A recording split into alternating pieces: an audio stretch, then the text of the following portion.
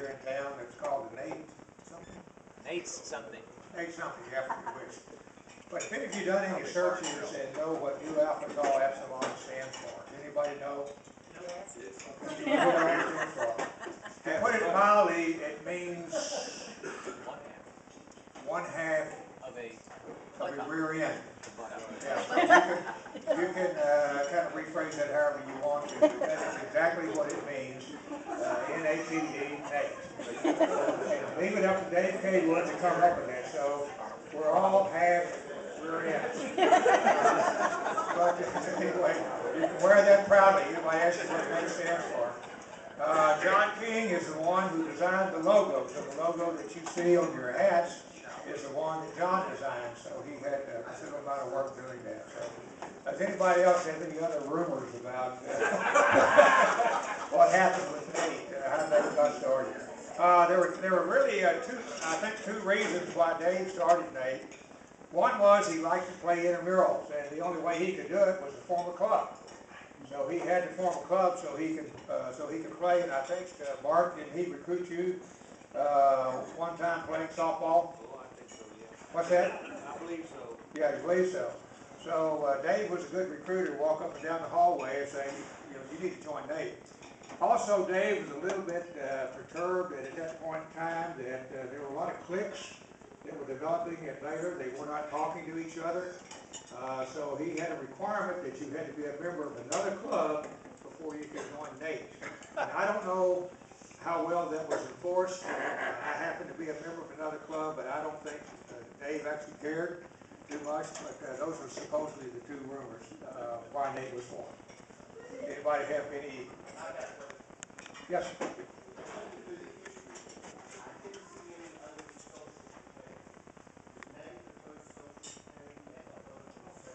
I think there were many others. Social service.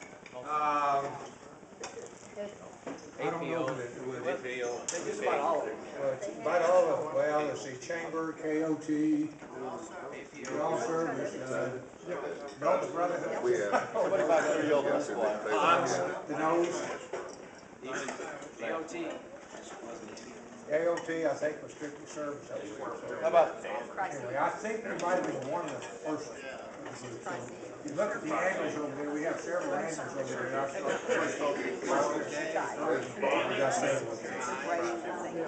There was Esquire, there was Lambda Sigma Chi, us, and Taurus and Tri-City. Those were the men. Esquire? Esquire. It turned into a magazine. Well, Magazine. Okay.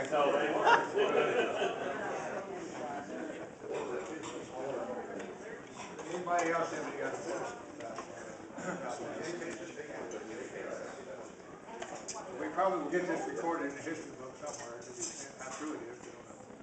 Andy, I'm curious as to why Nate didn't go with the Nationals. I understood that There is Nate no and Nationals. STE were going to join together, and so they just decided not to do that? I don't know, I wasn't there at the time, and maybe somebody who was president about that time would clear that up. I know at one time we considered, when we heard the rumor, that Baylor was going to allow clubs to go national.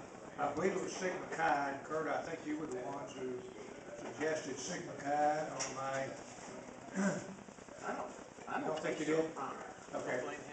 That was back in the 1960s, and of course it didn't happen for another 10 years. But I don't know who was here about that time, 75, 76. I'll pass the mic along. I think we have one of the first and one of the last presidents that made here. I'm the last. He's the last. Wait a Okay. minute, let her First change and that. last. Well, Wait. push it. Let her change out the wire. One moment, please. Sorry about that. You're hot now. All right, thank you.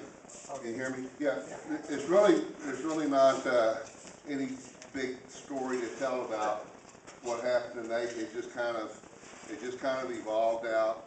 I was the last president.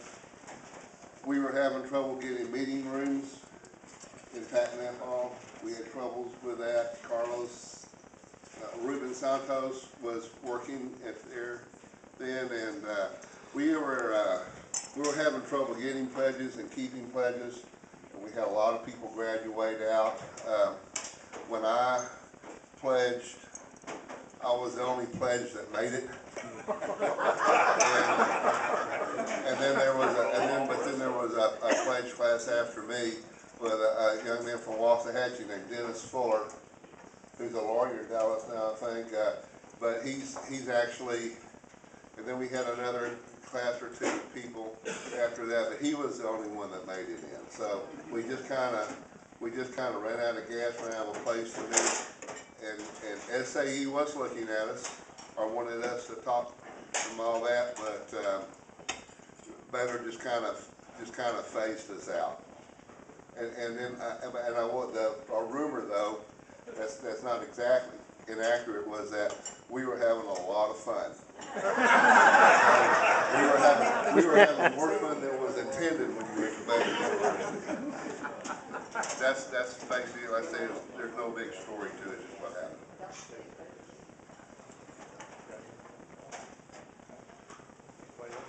Sure, yeah, let me say something.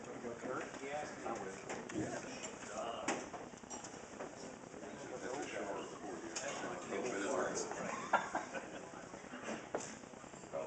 You got a speech. Oh my gosh. Everybody knows he's a preacher. If I say a word or two. He asked me if I would say a word or two about those beginnings. I'm an ordained clergyman, and you're giving an ordained clergyman a microphone in front of a room full of people. God help you. They're all Baptists, they're saying. Fortunately, yeah, well, that's even worse. Fortunately, I got up early this morning, and on the back of something called the Optimizer Plus account, I wrote what I was going to say, most of which has already been said. I will say a couple of things, though, that's all. Some years after graduating from Baylor, I came back for a homecoming, and I was standing watching the parade. And I saw something called the Marching Nate Kazoo Band. And I said, what the hell is that? I thought they were long gone. And I had a great time. There were 30, 40 people all were marching along with kazoos. Who brought their kazoo today? Come on, on three. 1, 2, 3, we'll do this. Whatever. 1, 2, you ready? 2, 3. You got a hum in it. He has a hum. That's why I was never in the band. Somebody do the Baylor line. I first went with Andy Pittman, my first meeting. That's enough. And he has there were a bunch of guys down there, and every time somebody said something that sounded good, they would go, I. And that was all I just said. I looked at him and I said, why are we here? I ended up being a part of Nate, and I was very happy for that. The thing that means probably the most to me was when we looked at the Nate logo. People said, we need to have a logo. And I said, yeah, it's a good idea. I think we ought to have one. You never suggested something at a meeting because you ended up with the responsibility. And I did my best to try to put one together. One of the things I found out is that you don't ask for a job, or you don't ask a question, you won't get the job. And that generally was the way it was. Two things. Pro ludus, pro pax. Does anybody really know what that means? For sport and for peace. But there's a hidden meaning. If you are a woman here, and you'd like to know what that hidden meaning is, then you need to get to your guy and talk about it later on. If you really want to understand, as Andy was saying, how Nate began. Have you ever heard the expression, necessity is the mother of invention? And that's exactly what this organization is. But over the years, those of us who went out and then were surprised later that it was still around have great pride in the fact that I look out at a room of people who have made their mark in the world, and we all had something in common. I'm going to leave with just one thing. I'm going to ask you to do something for me, okay? One thing. I want you, on the count of 3, to shout as loud as you can, one word. Bang. You got it? B-A-N-G. Bang. On the count of 3, as loud as you can. 1, 2, 3. Bang! Now you've been to a place with the largest gangbang of all of them.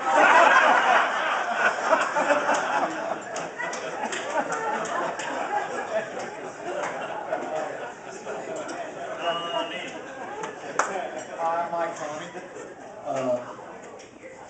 This is my wife, Mary.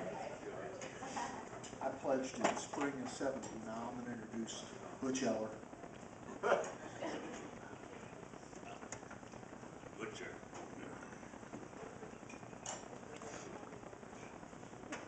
While I'm getting up, I'm not gonna stay up here very long.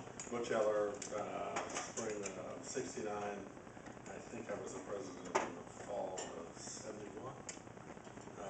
May was a really big part of my experience here, and have stayed in touch with many, many of you, and Guy was my little brother. No more. That's enough.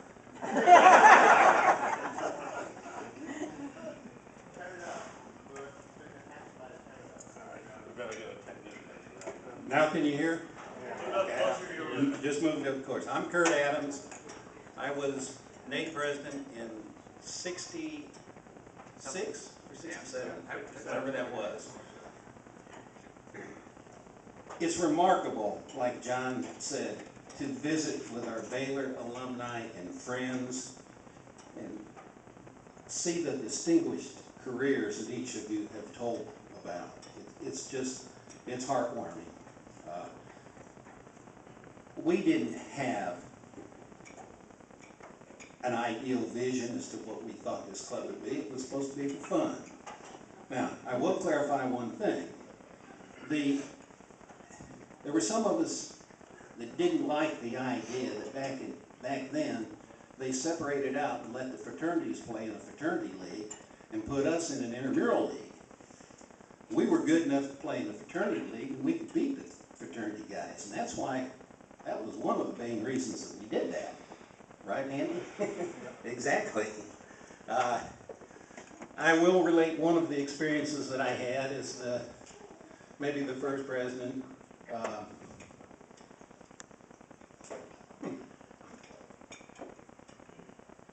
I got hauled out by our illustrious pledge class, first one that we had. They took me down 3rd Street. Everybody knows it's all developed to the south of here now. It's a wonderful place. Took all my clothes, left me down there, and said, ha ha ha, get back, however you can. Well, I had enough fortitude at that time. I came up to some house, knocked on the door, I was butt naked. This little lady, she comes out and she says, "Can I help you?" Wow, think of that today. She says, "Well, come on in." I didn't think anything about it. She was my, by that time, she was my age now. We walked in. She says, "Let me go grab a robe for you." So she did. She says, "Why don't I take you back to campus?" So we got back. She took me back to campus. Here all the pledges come in later. I went in, and I'm sure that George Wayne Graham, if you remember, was part of the deal. He had to be. But I came in, I was pretending I was asleep. They asked her, "Oh man, he'll be out there all night long." I wasn't out there all night long. I beat him back, I was asleep, and we beat the pledges.